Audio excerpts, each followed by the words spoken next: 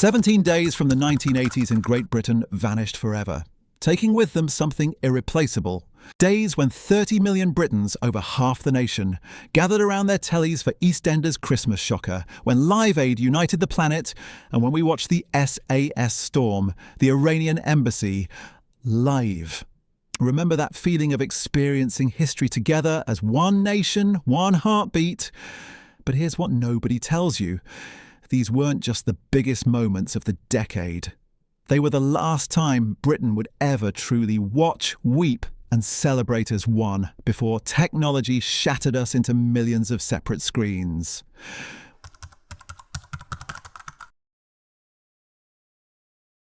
"750 million people worldwide watched Charles marry Diana Spencer at St. Paul's Cathedral, making it one of the most watched events in television history.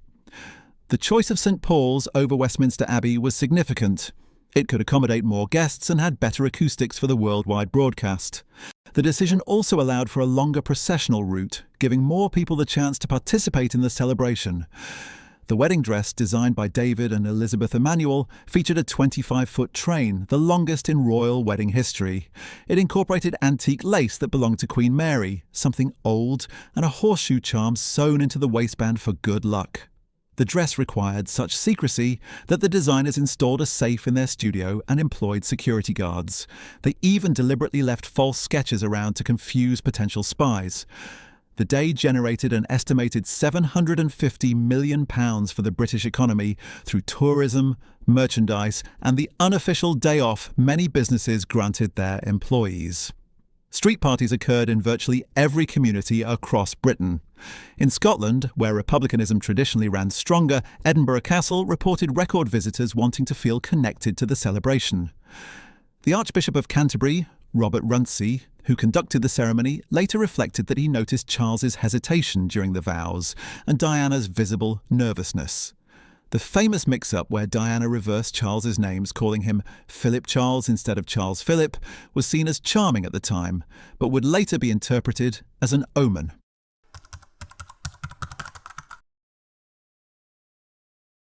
Live Aid represented the apotheosis of 1980s optimism, the belief that rock music could literally save lives. Performed simultaneously at Wembley Stadium and JFK Stadium in Philadelphia, the concert was watched by an estimated 1.9 billion people across 150 nations. The technical achievement alone was staggering. Satellite technology that had only recently become affordable made the dual-venue concept possible. Queen's 20-minute set at 6:41 p.m. GMT is often cited as the greatest rock performance ever televised. Freddie Mercury's command of the 72,000-strong Wembley crowd during Radio Gaga created one of the most iconic images in rock history. The band had spent a week rehearsing specifically for those 20 minutes, understanding the global platform they'd been given. Their performance led to a massive revival in Queen's career. The concert raised £150 million for African famine relief and fundamentally changed how charity campaigns operated. It proved that popular culture could mobilise resources on an unprecedented scale. Bob Geldof received an honorary knighthood in 1986, though as an Irish citizen he couldn't officially use the title. Not that anyone cared about such technicalities.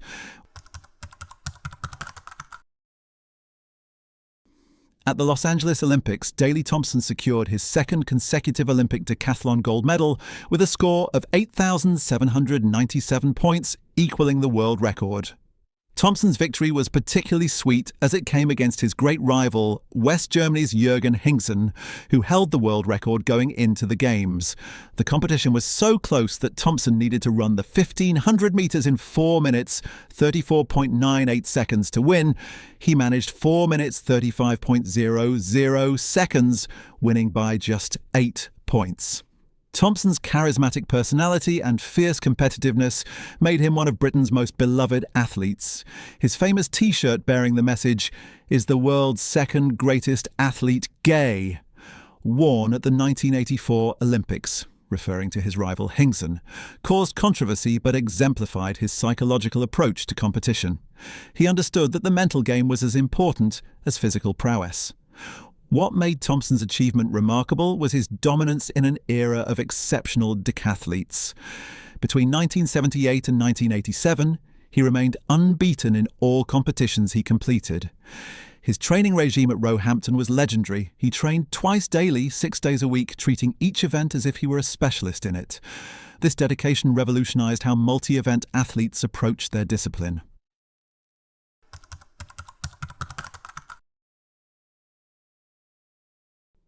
Bucks Fizz's victory at Eurovision with Making Your Mind Up brought Britain its 4th win in the competition. The group, formed specifically for Eurovision just 3 months before the contest, beat Germany's Lena Velitis by just 4 points in one of the closest contests ever. The performance, remembered primarily for the skirt rip reveal, actually featured carefully choreographed moves practiced hundreds of times to ensure perfect synchronization. The song was written by Andy Hill and John Danter, who'd studied previous Eurovision winners and identified that successful songs often featured a key change in the final third and repetitive, easily memorable choruses.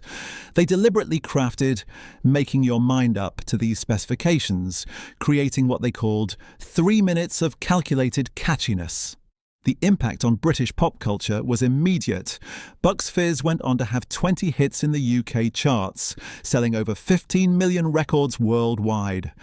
The success also revitalised British interest in Eurovision, which had been waning after several poor showings in the late 1970s. The contest that year, held in Dublin, was the last to feature an orchestra, marking the end of one era and the beginning of the more pop-focused contests we know today.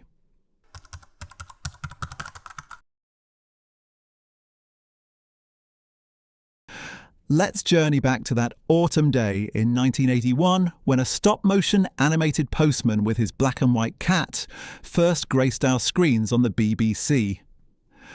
What most people don't realise is that Postman Pat emerged from the imagination of John Cunliffe, who'd previously written the Ragdoll series during his time working as a librarian in Birmingham. The show's genesis came from his childhood memories of village life in Lancashire, where the postman really was a central figure in the community. The production itself was groundbreaking for British children's television.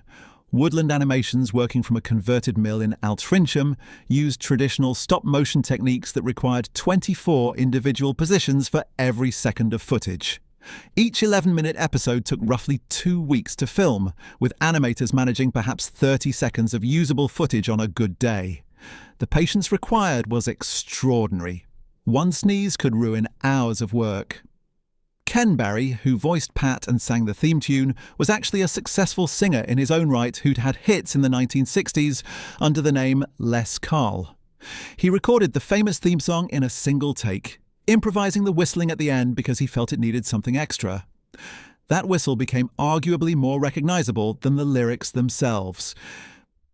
Barry continued voicing Pat until 2016, maintaining the same warm, reassuring tone for 35 years. The show's depiction of Greendale sparked interesting discussions about British rural life.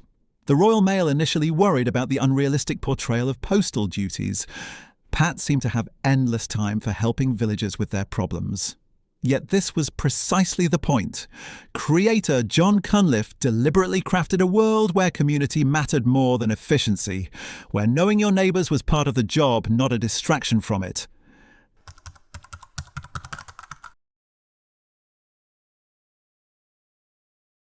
Before we dive into royal celebrations and pop victories, here's your first moment to hit that subscribe button and ring the notification bell.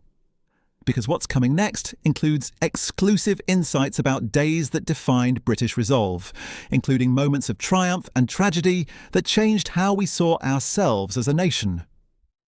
On May 5th, 1980, Britain watched live as the SAS stormed the Iranian Embassy in London, ending a 6-day siege. This was unprecedented. Special Forces operations had never been broadcast in real time to millions of homes. The siege had begun on April 30th when 6 armed men took 26 people hostage, demanding the release of prisoners in Iran's Khuzestan province. The decision to storm the embassy came after the terrorists executed hostage Abbas Lavasani and threw his body from the building. Within 11 minutes, the SAS had entered the building, rescued the hostages, and killed 5 of the 6 terrorists. The operation, codenamed Operation Nimrod, was considered a textbook success in hostage rescue, studied by special forces worldwide. What made this day particularly significant was how it restored confidence in British capabilities. After years of economic decline and international humiliation, watching the SAS perform with such precision gave the nation a much-needed morale boost. Margaret Thatcher, who'd authorised the operation, saw her approval ratings jump significantly. The success also established the SAS as the gold standard for counter-terrorism operations globally. The sole surviving terrorist, Fawzi Nejad, was sentenced to life imprisonment. He was released in 2008 and now lives under a new identity. The bravery of PC Trevor Locke, who was among the hostages and had concealed his pistol throughout the siege, earned him the George Medal.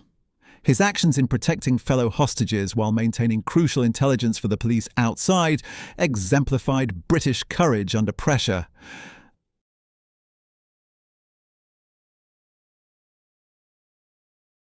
When Channel 4 launched with its rainbow-coloured blocks forming the distinctive 4 logo, it brought something genuinely different to British television. The channel's unique remit to provide programming for minorities and experiment with form was enshrined in law through the Broadcasting Act 1980. Unlike ITV or BBC, Channel 4 didn't make its own programmes but commissioned them from independent producers, essentially creating the British independent television production industry overnight. The first voice heard was continuity announcer Paul Coyer, followed immediately by the anagram game show Countdown, presented by Richard Whiteley with Carol Vorderman doing the arithmetic. Countdown would become the longest-running game show in British television history, airing over 7,000 episodes. That first episode attracted 4.5 million viewers, remarkable for a completely new channel. Within its first year, Channel 4 had broadcast Brookside, featuring the first pre-watershed lesbian kiss on British television, and The Black Adder, launching Rowan Atkinson's historical comedy series. It also aired controversial films and documentaries that other channels wouldn't touch, establishing itself as genuinely alternative rather than just another option.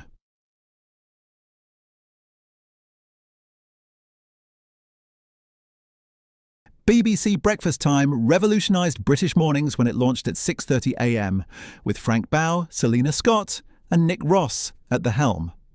The programme emerged from the BBC's recognition that ITV was planning its own breakfast show, TV Am, prompting a race to be first on air. The BBC won by 2 weeks, a victory that would prove crucial in establishing viewing habits. The format was revolutionary for the typically formal BBC. The set featured comfortable sofas rather than desks, creating a relaxed atmosphere that mirrored a living room. Francis Wilson delivered weather reports with hand-drawn symbols on magnetic boards, while Russell Grant provided astrology readings that proved surprisingly popular despite internal BBC resistance. The show's impact on British culture was profound. It normalised the idea of television as morning companion, fundamentally altering household routines. By April 1983, 1.8 million viewers were regularly tuning in, though this was still considered disappointing compared to radio audiences. The real victory was cultural. Breakfast television became an accepted, even essential part of British life.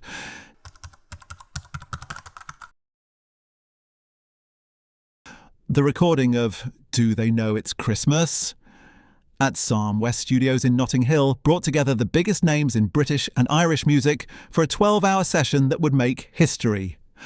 Bob Geldof and Midge Ure had written the song in response to Michael Buerk's haunting BBC reports from Ethiopia, where famine was claiming thousands of lives daily. The logistics were extraordinary. Artists arrived throughout the day, many having cancelled lucrative commitments.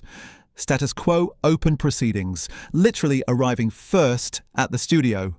Phil Collins laid down the drum track that would anchor the entire recording. Boy George, touring in New York with Culture Club, flew back on Concorde specifically for the session, costing him personally over £3,000. The single sold 1 million copies in its first week, eventually selling over 3.8 million copies in the UK alone, making it the second biggest selling single in UK chart history at that time. Every penny of profit went to famine relief, with artists waiving royalties and retailers donating profits. The government even waived VAT on the single after public pressure.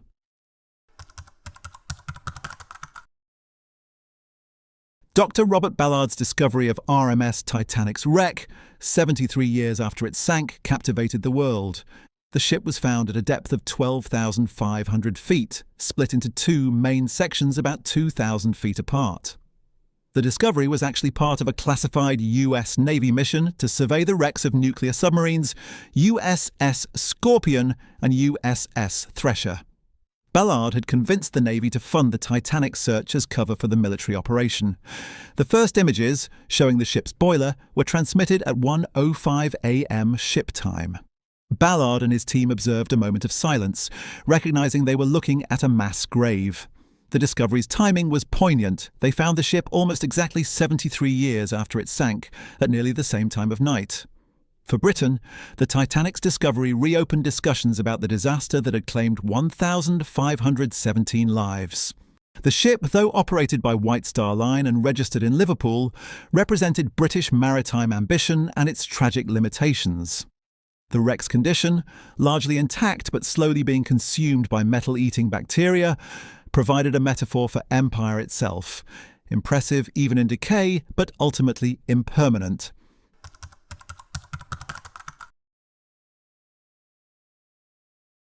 The EastEnders Christmas Day episode, in which Den Watts served divorce papers to wife Angie, achieved the highest ever audience for a British soap opera, with 30.15 million viewers. This represented more than half the UK population gathering around their television sets simultaneously. The episode's success wasn't accidental. It was meticulously planned throughout the year, with storylines carefully building toward this climactic moment. Leslie Grantham, Den, and Anita Dobson, Angie, delivered performances that elevated soap opera to genuine drama. The famous line, "Happy Christmas, Ange," became instantly iconic. The scene was actually filmed several times with different outcomes to prevent leaks, with only a handful of people knowing which version would air. The episode's impact extended beyond entertainment. Relate, formerly the Marriage Guidance Council, reported a significant increase in couples seeking counselling in January 1987. The storyline legitimised discussions about divorce and domestic unhappiness in a way that news or documentaries couldn't achieve. It proved that popular television could address serious social issues while maintaining mass appeal.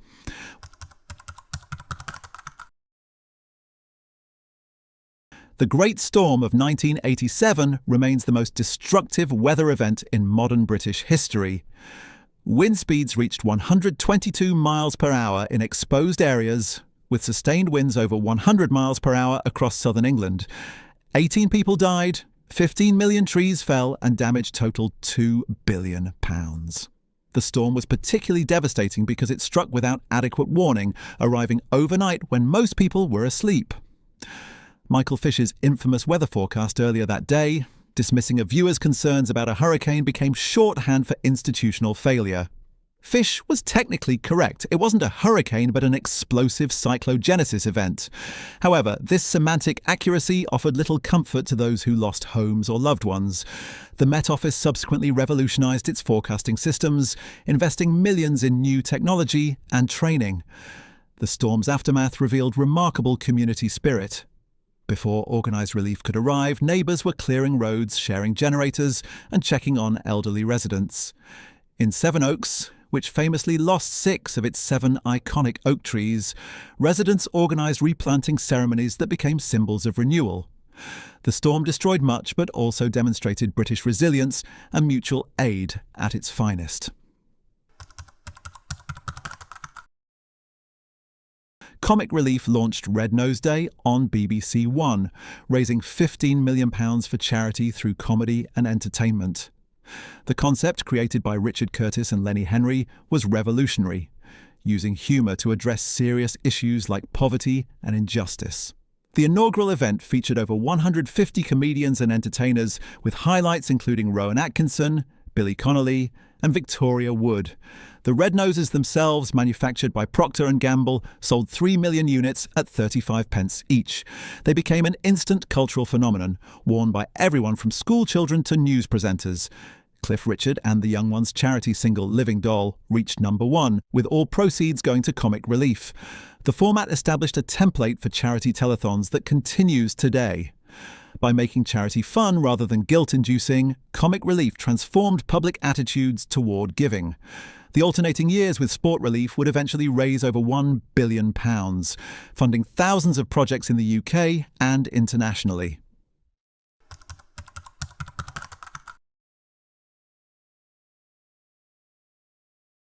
The Hillsborough disaster claimed 96 lives, later revised to 97, when crushing occurred in the Leppings Lane end of Sheffield Wednesday Stadium during the FA Cup semi-final between Liverpool and Nottingham Forest. It remains the worst disaster in British sporting history and fundamentally changed how football and crowd safety were managed in Britain. The immediate aftermath saw extraordinary heroism. Liverpool fans tore down advertising hoardings to use as stretchers, while many performed CPR on complete strangers.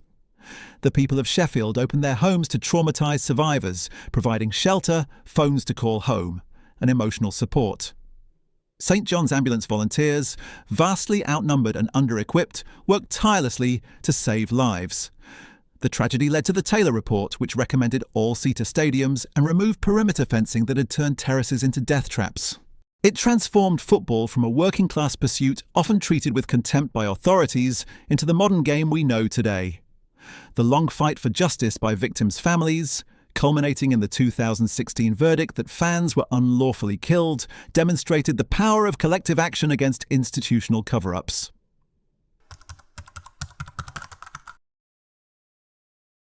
The fall of the Berlin Wall on November 9, 1989, provided one of the most joyful news stories of the decade. Though geographically distant, Britain felt intimately connected to events unfolding in Berlin. The BBC's coverage, anchored by John Simpson, who was on scene, brought the emotion and chaos directly into British homes. The images of young Germans taking sledgehammers to the concrete symbol of division resonated powerfully. British forces stationed in Berlin as part of the Allied occupation found themselves witnesses to history. Many British soldiers, technically required to maintain positions, instead joined celebrations. The British sector's checkpoint Charlie became a focal point for celebrations, with British military police eventually giving up attempts to maintain order and joining the party. For Britain, the wall's fall represented validation of Western democratic values after decades of Cold War tension. It also marked the beginning of a new European order that would eventually lead to German reunification and expanded European integration. The optimism of that night, the sense that history was moving toward freedom and unity, would define the early 1990s. These 17 days from the 1980s weren't just events. They were shared national experiences that created collective memory. When Britain had only 4 channels, major moments became truly communal. Everyone watched together, discussed it the next morning, and remembered as one. Today's infinite media choices and personalised algorithms make such universal moments impossible. We've gained choice, but lost cohesion. Whether celebrating Olympic gold or mourning Hillsborough victims, these experiences proved that despite our differences, we could unite in joy, grief, and purpose. They remind us of our capacity for collective action and genuine community. If these stories stirred something in you, hit that subscribe button now and ring the notification bell. Join our community preserving the moments that made modern Britain. Share this with someone who lived through these remarkable days. Let's ensure these stories continue to inspire and unite us, because understanding our past helps us navigate our fractured present.